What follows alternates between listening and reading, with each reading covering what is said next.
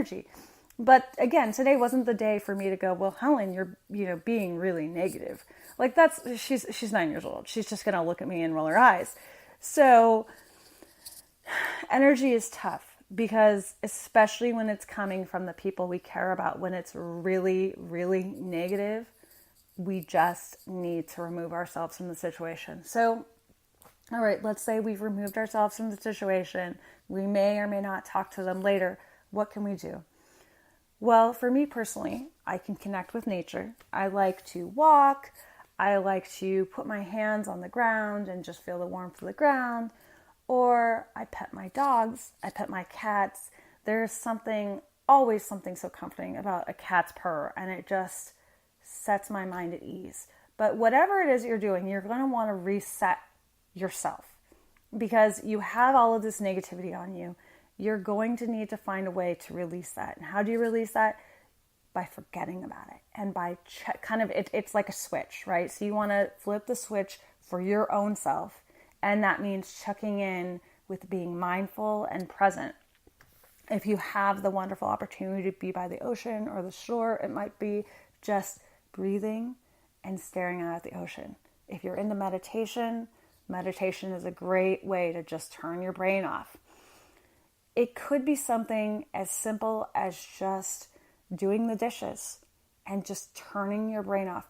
But whatever it is, that's what the ultimate goal is just turning your brain off. Because when you turn your brain off, you're letting that negativity go. It has nowhere to go because you're not giving it power inside you by thinking about it or feeling it. When you're able to turn your brain off, whether it's by petting your animals, going for a walk, feeling the breeze on your skin, it allows you to release that.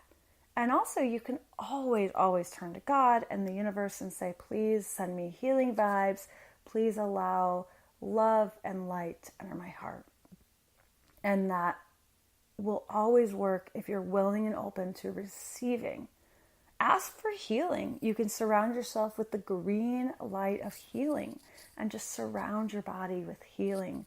The purple light of spirituality is another one. Surround yourself with bathe yourself in a beautiful purple light.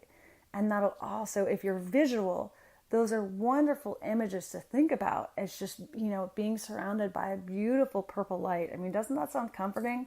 Again, if this sounds too granola, I'm sorry. I'm not usually like this, but I think it's important that we know how to not only protect ourselves from that kind of negative energy and those feelings, but also know how to take care of ourselves when we have that. And I think that as mothers, we will never ever do enough to take care of ourselves. And because we feel like it's our duty, and it is our duty as raising these children to take whatever they're going to give us. And unfortunately, they don't, wake up and say, well, Mom, I'm going to be in a bad mood today. We don't know what to expect from them until it's, in our face. And then we don't really have a choice. We have to deal with it. Or like me today, I just walked away. She was fine. She was safe. My husband was home as well. I just needed to walk away. And sometimes that's the only thing you can do is just step back from the situation. And we can talk about on another podcast, whether if you're in a position where relationships, you have someone in your life that's throwing that kind of negativity at you all the time, if it's worth it to even be in that relationship to begin with. Because that's a whole other can of worms as far as, do you walk away from that person entirely, or are you involved enough in the relationship where you can let that go?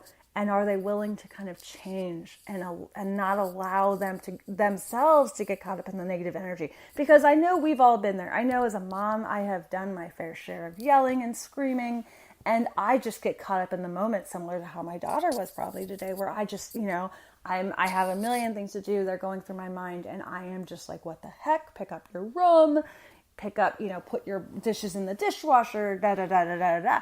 And I get caught up in it too. I'm not purposely trying to be Godzilla and throw negative energy out there, but I'm certainly frustrated. Now, it's my job as a mom to control my emotions a little bit better than my children, but sometimes it happens. life happens and it's crazy. And then I always feel so bad afterwards. I always go, gosh, why was I yelling? What the heck? But again, just being caught up in the emotion.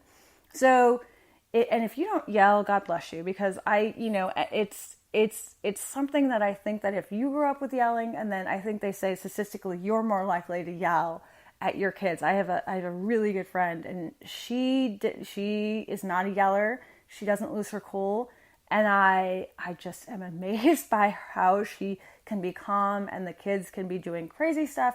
So God bless you if you can remain calm at all times. But if you can't, these are some tools that you can use. Just deep breathing. And I know it sounds so cheesy, but I'm telling you, even just taking a deep breath. And when someone's throwing that stuff at you, just walk away, deep breaths, let it go. If you have any ideas for a podcast or something you'd like me to blog about, or you have any questions about the universe, or, what are really people doing when they die? Like, do people go to the bathroom in heaven? Any weird questions, I'd love to hear from you. You can email me at nancy@one-question.net. And please visit my Facebook, facebook.com, One Question at a Time. Like the page. I have a wonderful contest going on to see when I hit 200 likes and followers. I'm going to give away a free 10 or 20 minute reading. I forget. Once we hit 200, you just pick the date. You just have to guess the date when I'll hit 200 followers. Instagram, I'm at one question at a time. And also, if you want to check out my personal Instagram and see all these crazy pictures of my food and my workouts, you can go to The Gluten-Free Wanderer is my personal Instagram to see that I am really legit, just a really ordinary person. And I think I already mentioned my website, but it's one-question.net. Thank you so much for listening and joining me today. And I will talk to everyone on the next podcast. Bye.